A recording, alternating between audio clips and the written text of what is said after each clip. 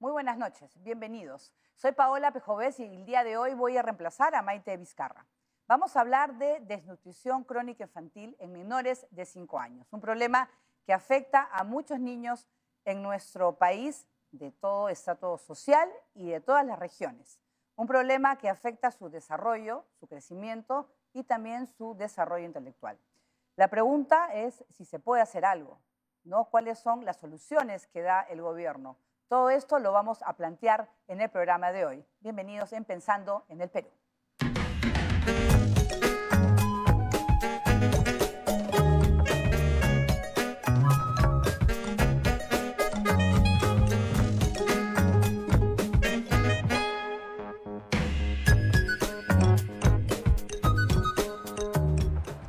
Una de las bases del desarrollo humano importantísimo es el crecimiento de los niños.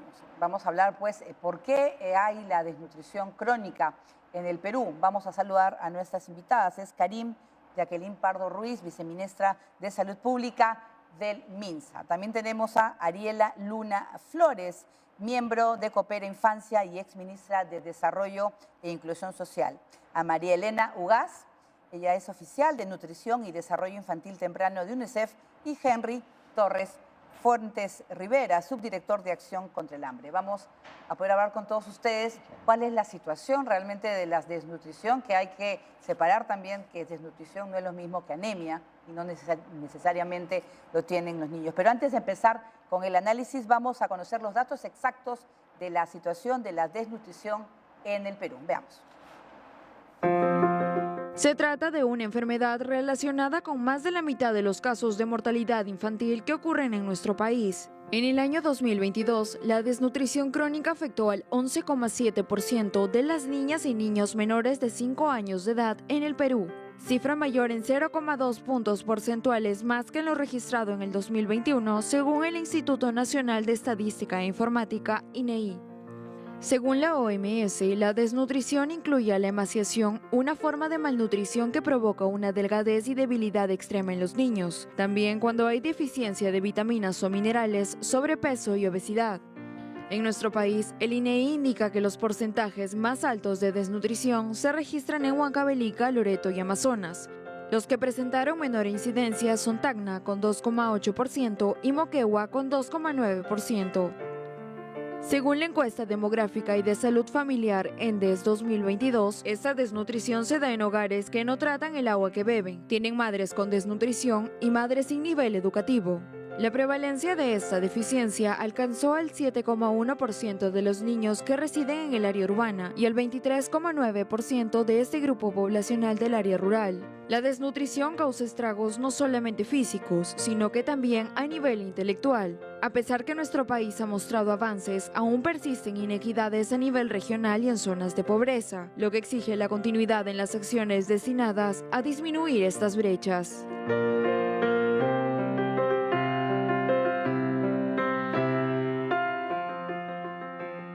Muy bien, ya hemos conocido pues las cifras, ¿no?, que son preocupantes, sobre todo en algunas regiones del país. ¿Qué se puede hacer? Vamos a empezar con Karim Pardo Ruiz, viceministra de Salud Pública del MINSA. Estamos viendo lugares donde es increíble que haya niños malnutridos. ¿Por qué? ¿Qué está pasando? Sí, tenemos 11,7% como promedio nacional, pero como bien mostraron en los videos, tenemos a Loreto, por ejemplo, una región muy dispersa y que también tiene grandes comunidades nativas. La desnutrición crónica en nuestro país es multifactorial y el abordaje tiene que ser de esa misma manera. Tenemos lugares donde no hay acceso a alimentos, hay una lactancia materna disminuida. También parte de la educación es importante. Si vieron en el video, los que tienen menores cifras de nutrición crónica es justamente Tacna y Moquegua, que casualmente son las regiones también que educacionalmente tienen mayores porcentajes.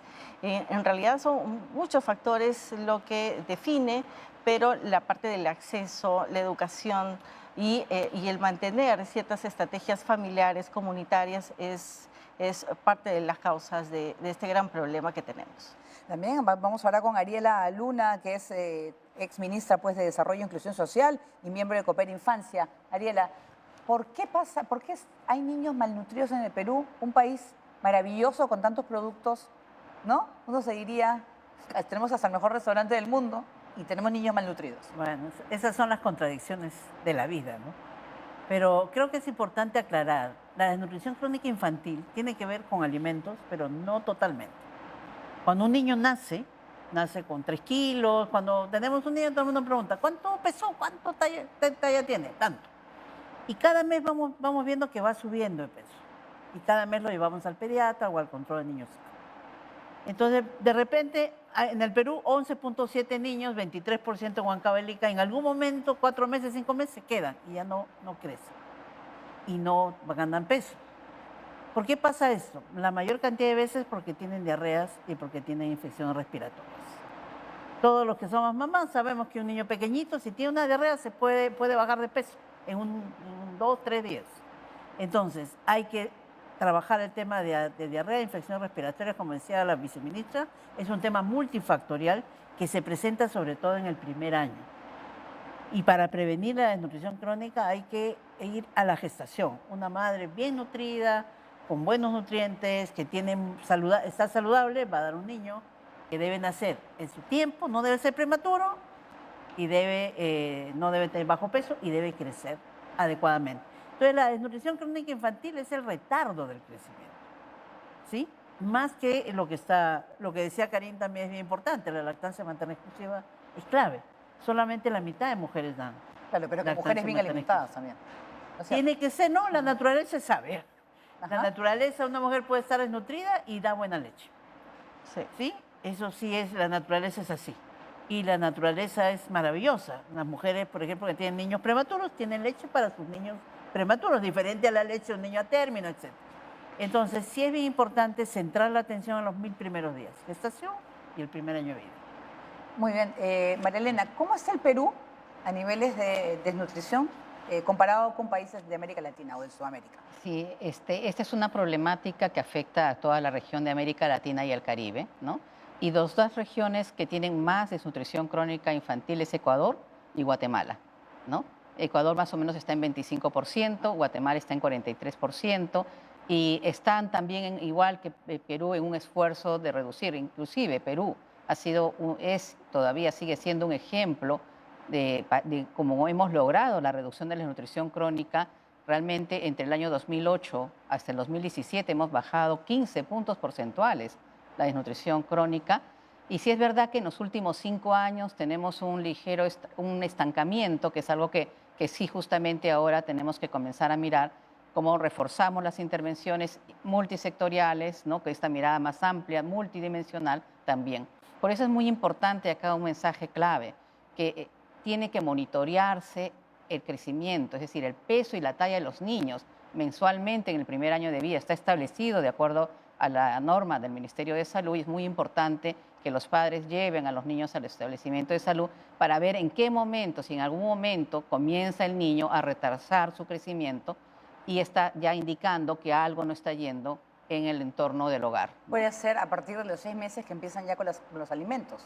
No saben qué darle de repente. Sí, ese es un punto de quiebre importante, ¿no? Pasar de la lactancia materna exclusiva, que ya sabemos que son los primeros 6 meses súper importantes, y pasar a comenzar la alimentación complementaria, donde además de que a veces la alimentación no es tan adecuada, pues se introduce, como dice Ariela, ya agua no segura, alimentos contaminados y comenzamos el mayor riesgo de enfermedades diarreicas agudas o también respiratorias, ¿no? Muy bien. Henry, ¿será que en el Perú no sabemos qué darles a los niños menores de 5 años de alimentación? Porque es el momento que ellos van probando alimentos nuevos, ¿no? Y hay que saber también que prueben de todo, no solamente frituras que hay mucha gente que le da o cositas que simplemente le gusta y solamente le dan eso.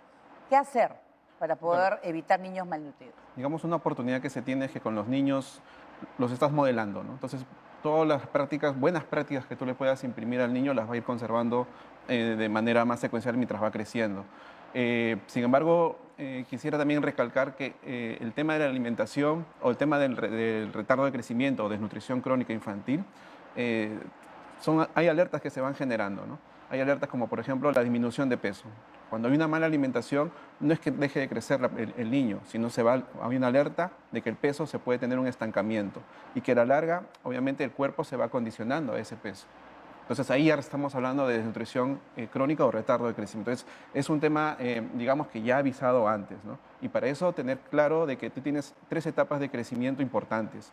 Una es el último trimestre del niño que está con la madre gestante, y ese es importante, como decía Ariela, darle, digamos, los cuidados necesarios a ese público, a esa población. Entre los 1 y 3 años de vida también, ¿no? Y recordar siempre de que, ¿cómo se llama?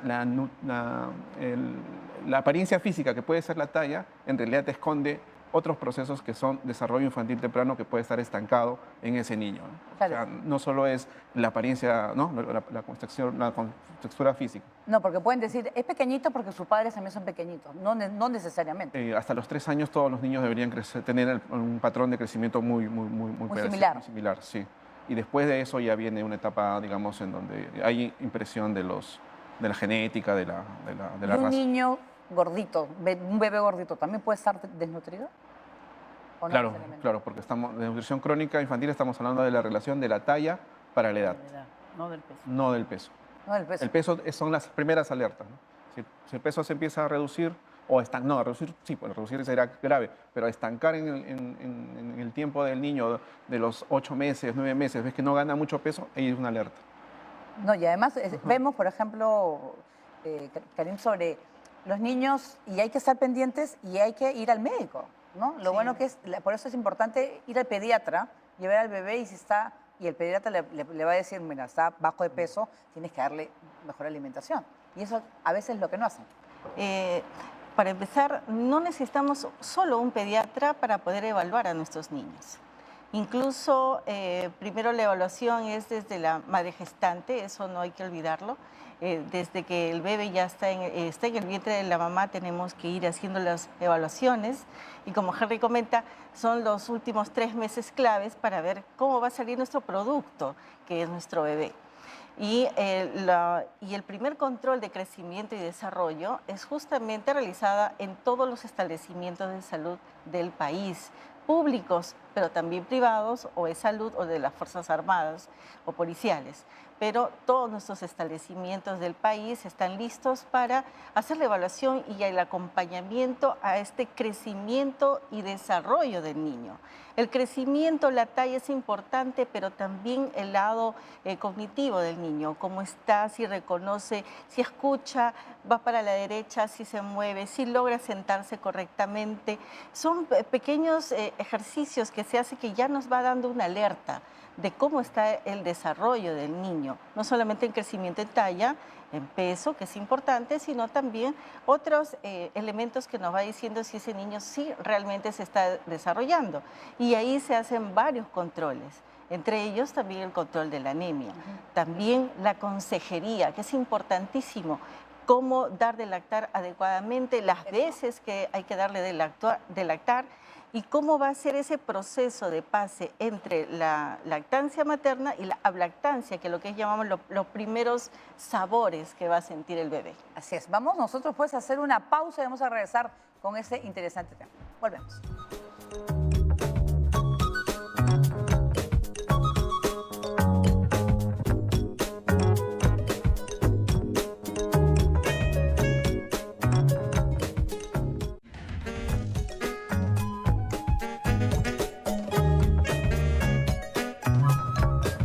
Muy bien, seguimos empezando en el Perú, hablando pues de la desnutrición. Estamos hablando con la viceministra sobre lo importante de la alimentación y del control que va a haber y la conversación entre los padres de familia y los médicos, ¿no? Hablar de los controles que tienen que tener los niños para estar bien alimentados. Precisamente vamos a escuchar, y los invito a ustedes a escuchar un informe. ¿Qué dicen los padres de familia sobre ese tema?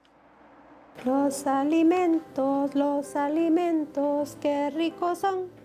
Qué ricos son, tienen vitaminas, tienen proteínas para crecer y ser muy grande.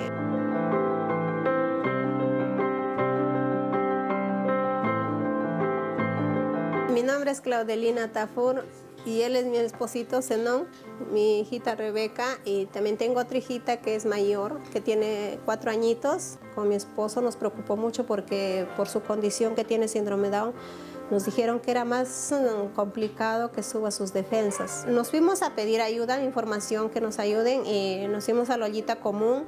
Y en la ollita común vinieron nutricionistas a darnos información y nos enseñaron a preparar alimentos. Incluso preparamos, empezamos a sembrar plantitas, hierbitas, verduritas para poder ayudarnos. Poquito a poquito estamos sembrando más con la capacitación que nos dan. Decía a todos los padres, no se preocupen, no se desesperen, sino que únanse, buscan ayuda y de esa manera usted va a poder lograr y sus hijos van a ser saludables y bien bendecidos. Y a las mamás más que todo aconsejarle que no se desesperen, que hay que darle a nuestros niños un alimento calidad, no cantidad, y sí lo superamos.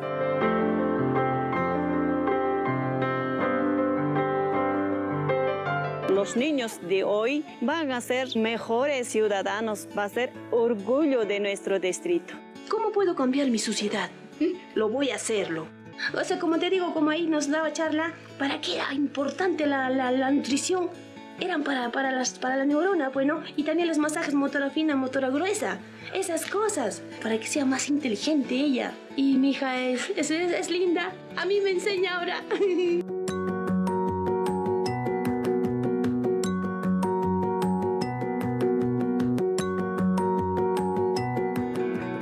Ella es recontra carismática, tiene un amor, eso es producto de, yo apliqué en ella, ¿no? Estoy recontra convencida, y no solo yo, casi toda la población es convencida de que la desnutrición afecta. Y es cierto que se puede bajar, que se puede prevenir, ¿no?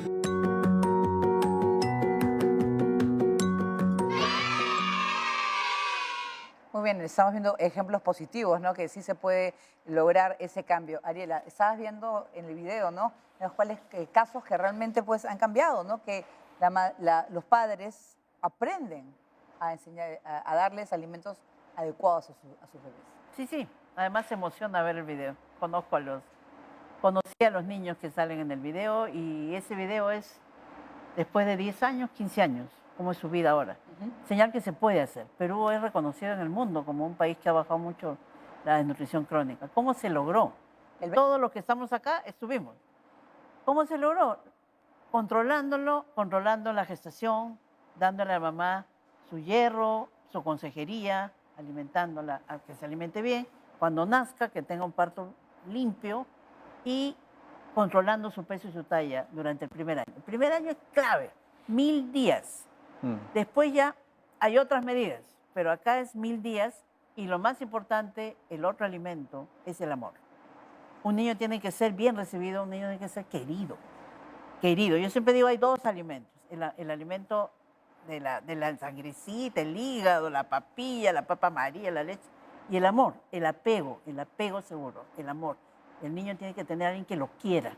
Si tiene estas dos cosas, crece bien, como vemos en el video. No, como la mamá que le habla y que le va cantando a la niña mientras le da de comer. Por ejemplo. Por ejemplo, qué bonito, y eso va a ser un recuerdo también para la niña. Por supuesto, porque a veces los niños dicen, come, come. También hay que ser mamá, y acá somos mamás, y sabemos que dar de comer a un niño 5 veces al día, con paciencia, con amor, es complicado a veces, pero a veces hay, y también hay que meter al papá, ¿no? Acá hay dos responsables, papá y mamá, que deben dar de comer.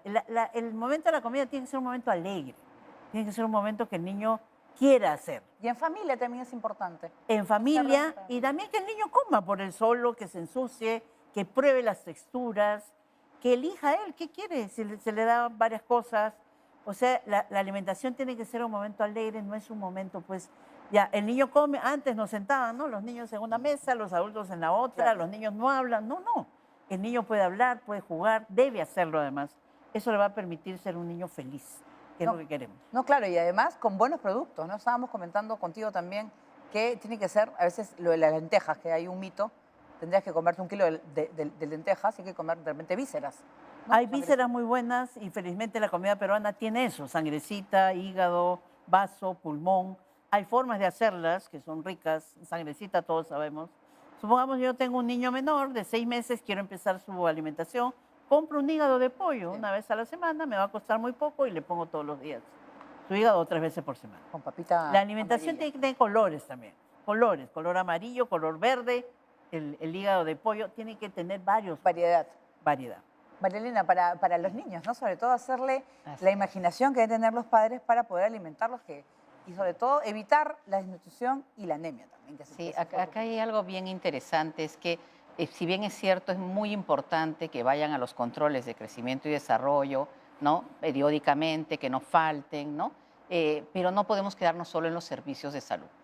Tenemos el nivel comunitario, o sea, la comunidad. Y realmente en las experiencias que hemos visto que da más resultado es cuando se trabaja con la comunidad. Y ahí es interesante porque se hacen diferentes estrategias. Por ejemplo, sesiones con familias donde se miran cómo se preparan diferentes recetas nutritivas con alimentos locales, las mismas madres lo preparan, le dan de comer al niño, a la niña, entonces ven cómo realmente sí lo acepta, lo come y pues ven las proporciones que tiene que comer el niño, ¿no? Las visitas domiciliarias también son una estrategia muy importante. La Meta 4 que el gobierno ha implementado y que es muy importante, con agentes comunitarios que van a las casas, que motivan a las madres, que orientan también y que dan a su vez refuerzos sobre no solamente del suplemento, sino también el lavado de manos y que también se alimenten con hígado, con otros alimentos. Entonces, yo creo que hay que buscar estrategias, tanto en los propios servicios que ya se está dando, pero también a nivel comunitario. Es muy importante, ahí los gobiernos locales tienen un rol importante. Henry, también ustedes en Acción contra el Hambre, ¿no? Todo lo que tienen que hacer estrategias en diversas regiones, porque hay regiones que preocupan, hay unas que están con peores números que otras. Sí, bueno, la mirada que imprime María Elena con un lado muy familiar, de donde se puede intercambiar, digamos, recetas, se puede intercambiar aprendizajes también entre ellas, es muy importante.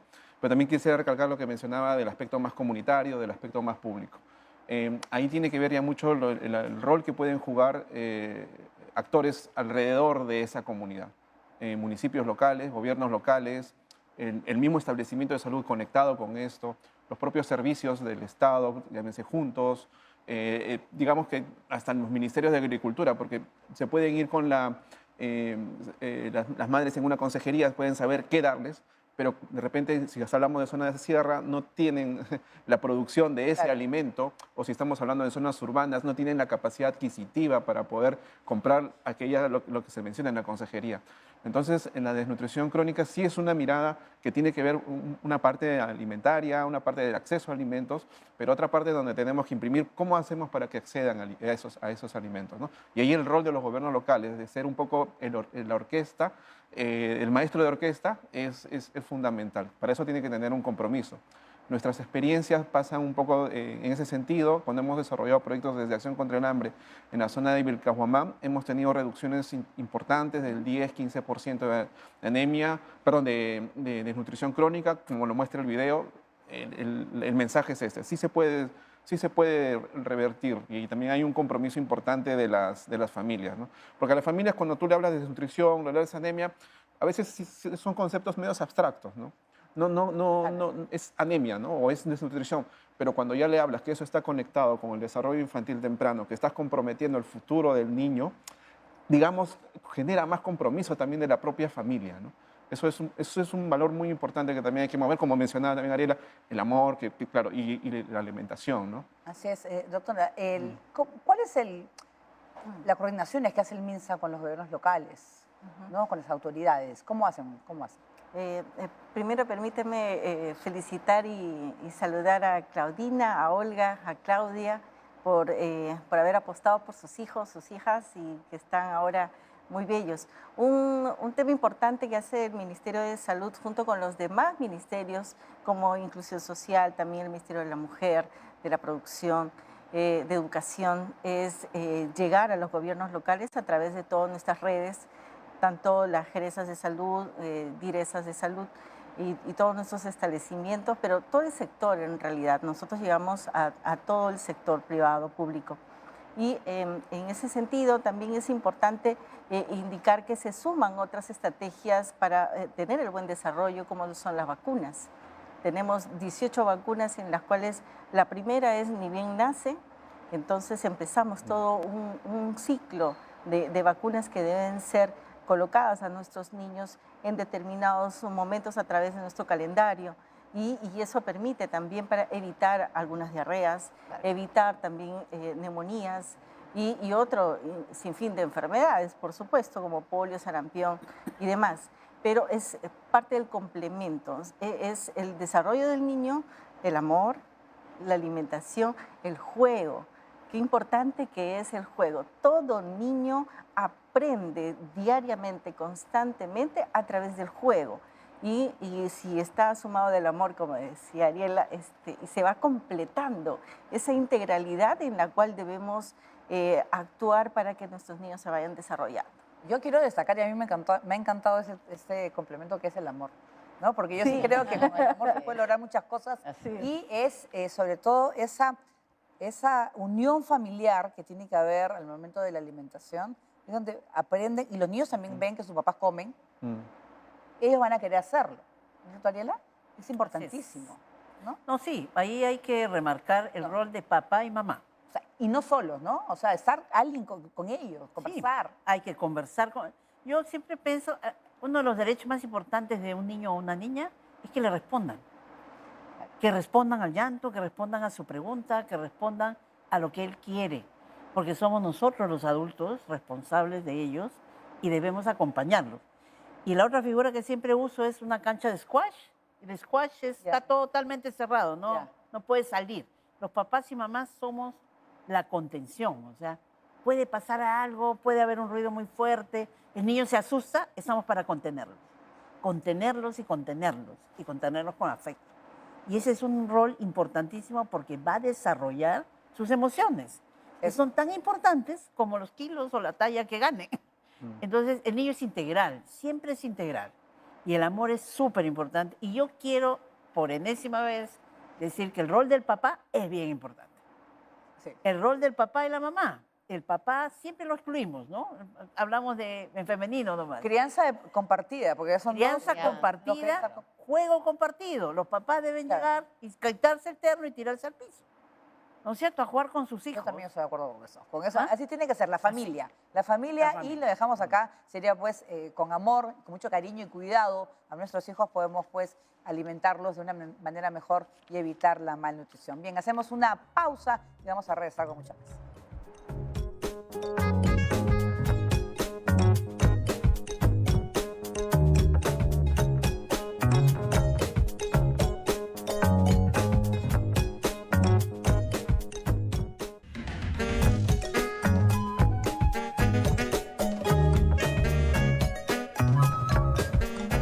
Muy bien, seguimos pensando en el Perú y estamos dando, bueno, algunas ideas, ¿no?, para poder combatir la malnutrición. María Elena, estábamos conversando sobre, bueno, que nos encantó la unión familiar, la importancia de la crianza compartida, los padres comprometidos en la alimentación, el desarrollo de los niños y sobre todo también las políticas públicas, ¿no? El gobierno, las autoridades.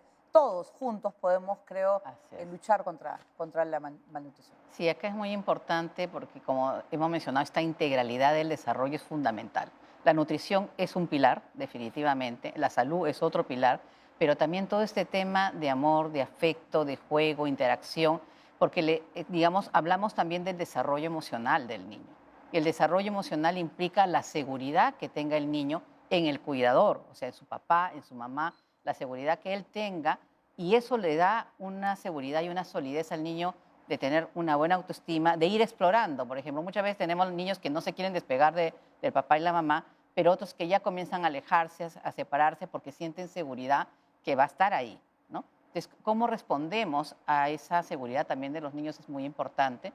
Y definitivamente el Perú, yo creo que ha dado un salto muy importante, ha sido reconocido y es reconocido en la región de América Latina y Caribe como otros países, sobre la política de desarrollo infantil temprano, que incluye justamente también la reducción de la desnutrición crónica, la anemia, pero también incluye estos otros aspectos importantes que estamos hablando del apego seguro, estamos hablando del control de emociones, la autorregulación y otros aspectos que son importantes también del desarrollo de un niño. Entonces, esta integralidad hace que realmente tengamos una base sólida en los primeros 1000 días, comenzando por los primeros 1000 días y después los siguientes años, ¿no? Sí, Henry, también yo creo que el tema de la pandemia afectó muchísimo, ¿no es cierto? Sí. Quizás de todo lo que se estaba logrando, pero fue un periodo muy grande en los cuales hay mucha gente que se quedó sin trabajo, ya no tenía el mismo dinero para poder de repente darle de comer a sus hijos. Eso afectó muchísimo. Sí, desde Acción contra el Hambre podemos decir que se pueden estar generando condiciones un poco que nos puedan llevar a que ese 11.7% se pueda estancar o pueda incrementarse a más niños, ¿no? Temas como pobreza, por ejemplo, ¿no? Pobreza y desnutrición casi siempre han sido dos caras de una misma moneda, ¿no? Siempre han ido de la mano juntas. Entonces vemos un incremento de la pobreza, sobre todo en zonas como Lima, por ejemplo, que si afectan niños con desnutrición, el volumen del valor absoluto, porque dejando de hablar de porcentajes, hablamos del número de niños que pueden ser afectados en Lima, sí va a mover tu cifra nacional. Entonces, la pobreza está muy relacionada, ¿no? Entonces, son temas que también tenemos que enfatizar. Como lo que mencionabas, hay una disminución fuerte, obviamente, de medios de vida, de población. Otra condicionante que puede incrementar el incremento de desnutrición crónica puede ser muchos niños que vienen de familias migrantes que también tienen dificultades para poder tener acceso a medios de vida que permitan garantizar una alimentación. Recordando que el 80% de nuestra economía está basada en la informalidad y es muy débil todavía, tienes, digamos, esos riesgos latentes, ¿no? Claro, porque no tienen el dinero quizás para comprar la cantidad que necesita su niño, ¿no? La cantidad, la calidad sobre todo también, ¿no? Pero a veces, pero como mencionaba Ariel, hay algunos alimentos que no necesariamente tienen que ir por el tema económico, ¿no? Hay las vísceras, la sagrecita, para los fines obviamente de disminución de anemia o prevención, son alimentos económicos. Doctora, también la malnutrición y la anemia a veces no van de la mano, ¿no es cierto? No necesariamente. Y un niño que está, no importa incluso la clase social, porque también puede estar un niño mal alimentado. Sí, ¿no? así es. ¿Por qué? ¿Qué pasa? Estamos en esas épocas dándole muchas frituras a las criaturas o comida rápida y procesada. Eso es lo que nosotros llamamos la malnutrición, donde podemos tener desnutrición en un mismo sector de una población, pero también podemos tener obesidad, que es otro grupo de nuestra población en la cual estamos ya teniendo cifras que van creciendo a nivel de nuestro país. Siempre hablábamos de nutrición crónica o aguda, que ya hace buen tiempo que no hablamos de ello, aunque hemos tenido algunos casos en estos últimos 2 años en nuestro país, justamente como parte de la pandemia. Pero la malnutrición, donde obesidad por un lado, pero anémicos, y poder tener desnutrición, pero sin anemia o con anemia. Una no necesariamente va con la otra. Uno puede tener a una persona con talla y peso para su edad, pero anémicos. Y eso es lo que estamos observando cada vez más, sobre todo en la zona urbana. Que en el caso de la anemia, la zona urbana es la que también ha aumentado puntos importantes que son estadísticamente significativos, es decir, que es importante este crecimiento de la anemia en nuestra población urbana. Y ahí hay que sumarle también algunas otras estrategias, aparte de la vacunación, también el lavado de manos, el cuidado, la limpieza, el orden urbano, porque no solamente es el ciudadano, el ser humano no está viviendo solo en su casa, vive en una comunidad que tiene que estar libre de otros contaminantes y comunicar a toda la población que todos nuestros establecimientos de salud brinda no solamente atención, consejería, sino también la suplementación de hierro en forma gratuita, independientemente de si tiene seguro. El SIS lo cubre todo, y si son extranjeros, pero el SIS gestante y son niños, también los cubre, que también es importante, ya que tenemos una población extranjera de más de 1 millón de personas. Entonces, de ese grupo, para las gestantes y para los niños, el Estado peruano garantiza la atención de estos primeros días de nuestros niñitos. Justo curioso, y para agregar rapidito, el tema de que en el Hospital del Niño que le dan, ¿no? De acuerdo a la región de donde vienen, ¿no? Que eso me parece, sí, ¿no? Un detalle muy bonito. Sí, una iniciativa buenísima en la cual lo compartimos para que se multiplique y sea contagioso. El Hospital de Niños de San Borja se da alimentación a los niñitos que están hospitalizados por tanto tiempo, pero diferenciada del lugar de su origen. Entonces, si es de la costa, le dan productos de la costa, le dan mazamorra morada. Claro. Si es de la sierra, tenemos quinoa, tenemos la papa, también el chuño. Si es de la selva, pues tenemos el madurito, podemos tener ahí no sé si Juanecito tal vez puede ser también, claro, como parte de la dieta. Pero sí, son iniciativas en las cuales, en una situación complicada en la cual están nuestros niños, puedan tener una alegría y sentirse cada vez más cerca a casa, porque no está descentralizado como quisiéramos todavía toda la atención especializada en todo el país, y para algunas enfermedades todavía tienen que ser referidos a Lima. Entonces, solamente con salirse de su entorno es complicado. Y si aquí tienen algo de su lugar, qué bonito, ¿no? Ariela, ha sido también en la época cuando estuviste en el ministerio conseguir recursos para poder hacer toda esta campaña, todo este programa para alimentar bien a los niños, ¿no? Sobre todo a los menores de 1 año, ¿no? Todo lo que significaba dar buena alimentación. No, creo que el Perú ha hecho una apuesta por la infancia. Ya la infancia no es un tema de gobierno, es un tema de Estado.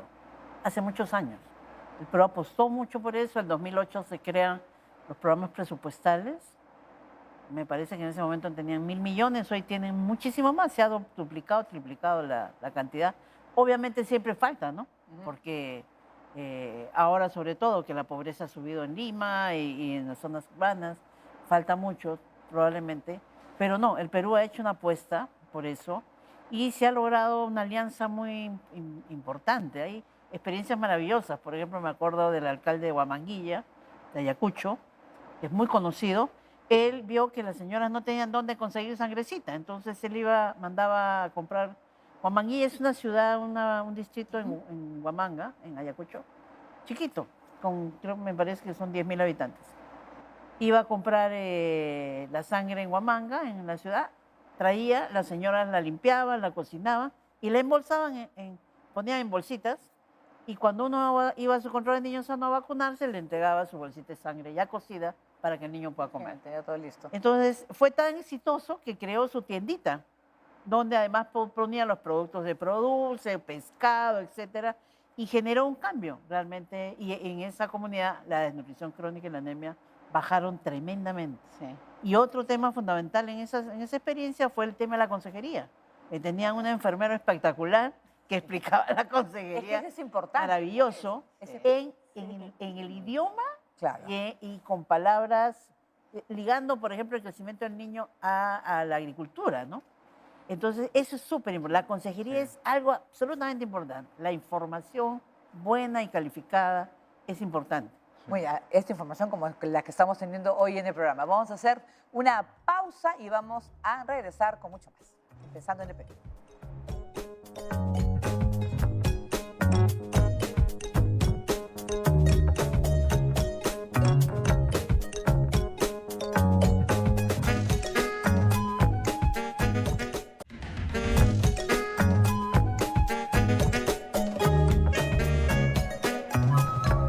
Muy bien, seguimos pues conversando aquí en Pensando en el Perú, bueno, con Marilena Ugaz.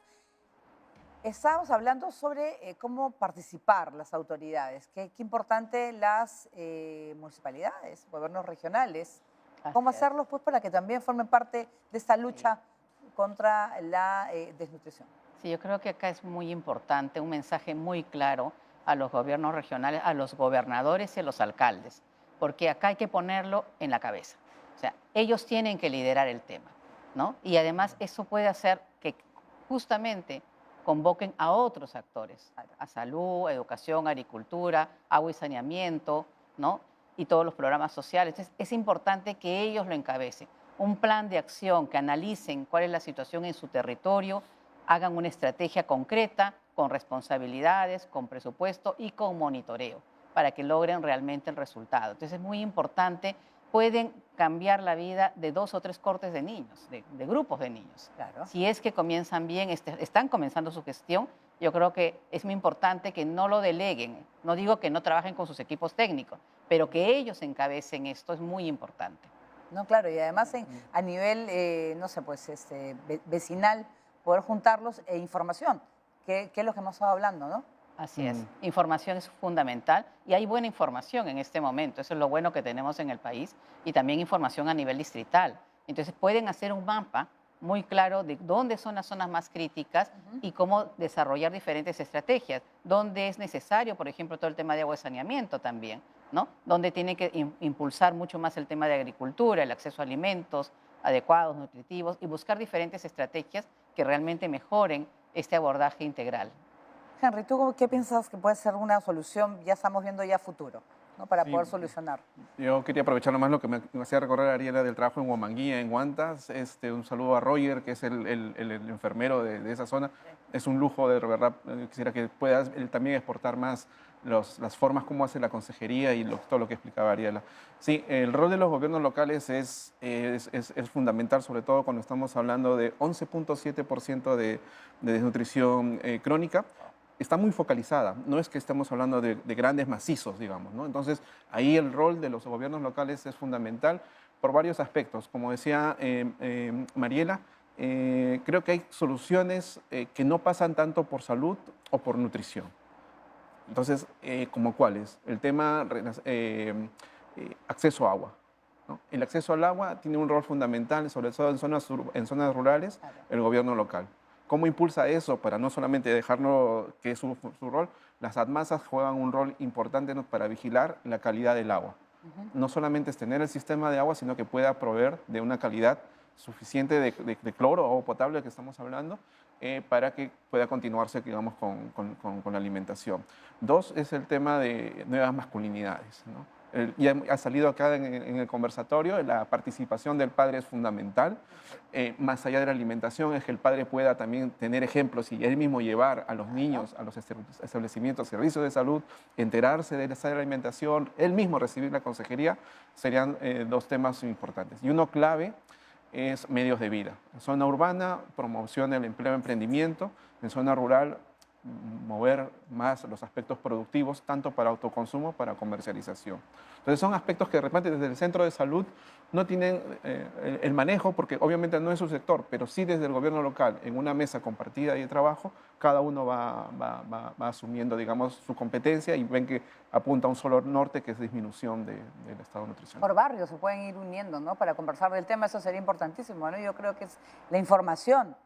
Es importante hablar del tema. Sí, el Ministerio de Salud tiene esfuerzos de análisis a nivel distrital. El 100 es un nivel de referencia, en todo caso, de estadística con la cual podemos llegar a cuáles son los distritos que están con mayor afectación, digamos, de anemia, ¿no?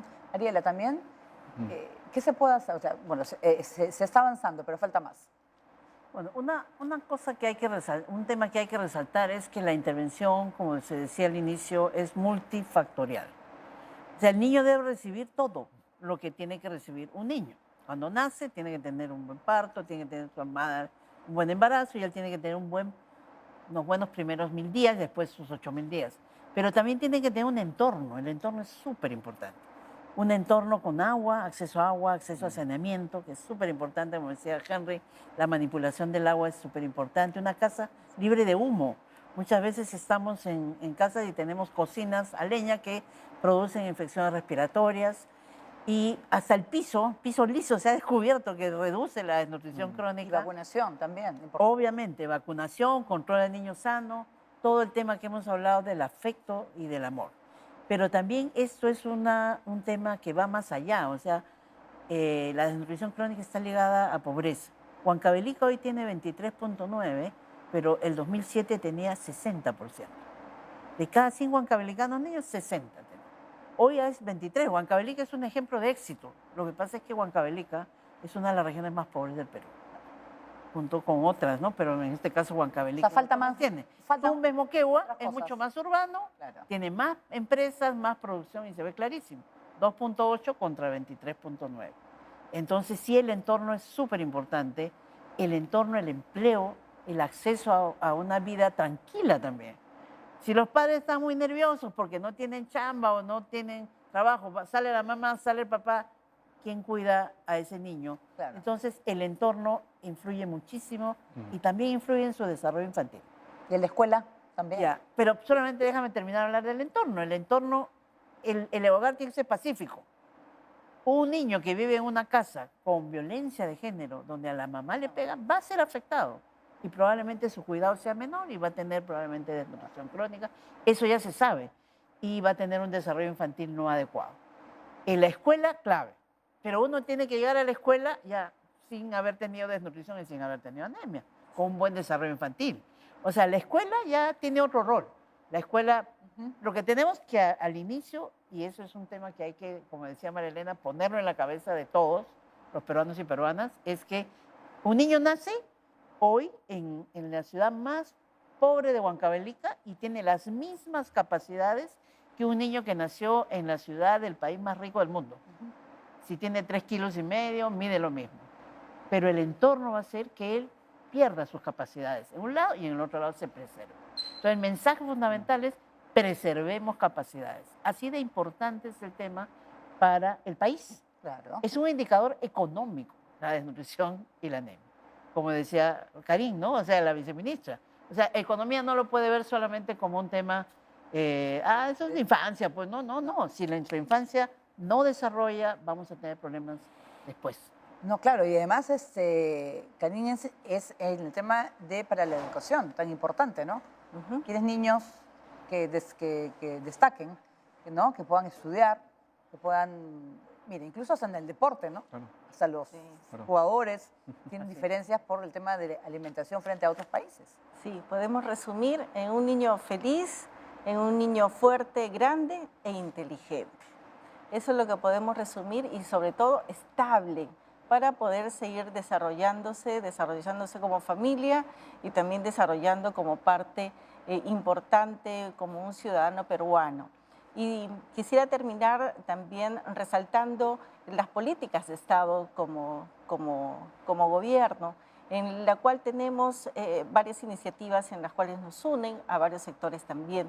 Y otro sector como, por ejemplo, RENIEC, en la cual tenemos un asocio importante, puesto que saber dónde están nuestros niños, dónde nacieron más niños, es importantísimo porque desde antes de que nazca ya tenemos que tenerlo identificado, mapeado. Y cuando nace, si es que tenemos una identidad inmediata al momento de nacer, como el certificado de nacido vivo, nos ayuda muchísimo porque también necesitamos este gran padrón nacional para poder ir movilizando nuestros recursos donde más se necesita, sabiendo exactamente dónde están y en qué condiciones están. Porque solamente haciendo el certificado ya sabemos con cuántos kilos ha nacido, cuántas semanas de gestación para saber si es prematuro o no, y sobre todo también la apuesta del Estado de tener un país digital, donde la historia clínica de un recién nacido pueda ser digitalizada hasta los lugares más lejanos. Es cierto que donde no hay conectividad, donde no hay corriente eléctrica, es imposible, pero cada vez estos lugares son menores y por lo tanto el crecimiento tiene que ser en ese sentido también multisectorial. Sí, estamos hablando, pues, el tema es que hay soluciones, ¿no? Pero sobre todo que información, que se integren las autoridades y sobre todo que se sepa que es una realidad, o sea, que existe en el país y hay zonas que preocupan más que otras, ¿no es cierto? Sí, o sea, yo creo que estamos en un buen momento y justamente hablar de estos temas, el tema de la desnutrición crónica, el tema de la anemia, hace que apuntalemos, porque Perú ya lo ha hecho, ¿no? Ahora lo que tenemos que hacer es retomar, estamos con nuevas autoridades a nivel regional y local. Yo creo que hay algo que sí sería importante. Hay buenos técnicos en las regiones que convoquen a sus expertos, que junten a sus expertos. Hay universidades a nivel regional que convoquen a sus expertos para analizar su realidad, para que aporten. Creo que acá lo que se trata es de unirse. Yo creo que es muy importante porque tenemos universidades muy buenas en las regiones y tenemos también especialistas con mucha trayectoria en diferentes disciplinas. Entonces hay que juntar y que ahí pues encabezado por las autoridades, ¿no? Y yo creo que desde el nivel nacional, tanto la cooperación, Coopera, Acción contra el Hambre, y bueno, siempre la mano con el Ministerio de Salud, con el Ministerio de Desarrollo e Inclusión Social, estamos llanos a colaborar con las regiones para que logren esta meta. Es una meta del país, y así que todos estamos sumándonos en esto. Bueno, yo creo que ha sido súper interesante el programa y creo que nos ha aclarado muchas dudas que podemos tener y bueno, hay que sobre todo pues informarnos, ¿no? Y trabajar todos juntos por el bien de la niñez. Los niños peruanos lo necesitan. Muchas gracias. Yo quiero ir agradeciendo a Karim Pardo, viceministra de Salud Pública del MINSA. Gracias por estar con el programa. María Elena Boas, oficial de Nutrición y Desarrollo de UNICEF. Ariela Luna, que es también miembro de Coopera Infancia y es ministra de Desarrollo e Inclusión Social. Y a Henry Torres Fuentes Rivera, subdirector de Acción contra el Hambre. Gracias a ustedes, a todos. Ha sido muy bonita esta conversación y gracias también a todos ustedes por acompañarnos en el programa de hoy. Sigan con TV Perú, síganos en todas las redes sociales y por supuesto continúen disfrutando de nuestra programación. Muy buenas noches.